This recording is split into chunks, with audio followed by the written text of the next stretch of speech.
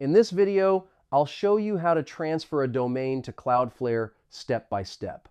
First, go to the Cloudflare website and log in to your account.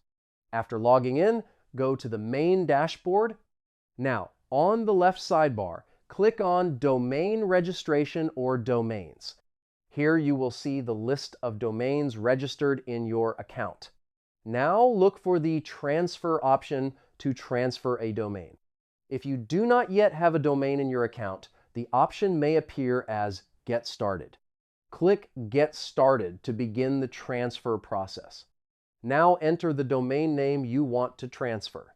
The system will show the required steps to complete the transfer.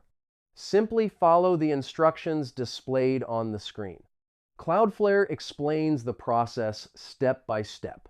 You can also purchase a domain directly from Cloudflare. Just type the desired domain name, for example, domain.com.